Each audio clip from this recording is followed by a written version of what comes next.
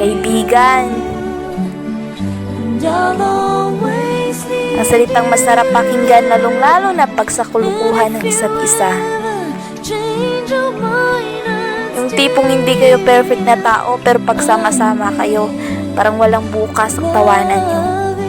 Minsan nga, pagkatapos ng klase nyo, uuwi kayo na may mga ngiti sa labi. Yung tipong nag-absent ka sa araw ng review nyo, tapos nag-exam kayo. Hindi mo alam ang isasagot, tapos biglang may nagtapon ng papel sa'yo. At alam mong mga kaibigan mo ay hindi ka iiwan.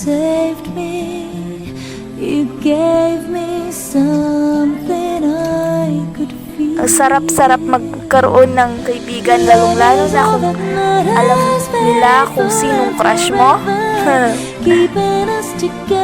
Tapos pag malapit na nga ang crush mo, tutuksoin ka nila.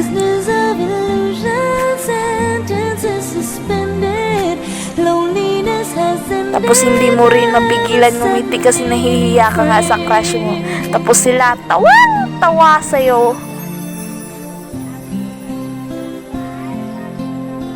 Ang sarap magkaroon ng kaibigan, lalong-lalo na kung tunay na kaibigan.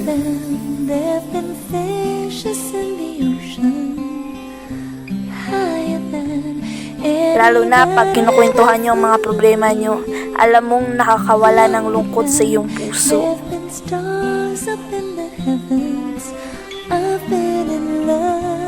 Kaya sa mga tunay na kaibigan dyan, salamat sa inyo, party kayo na masayang alaala ng mga kaibigan nyo.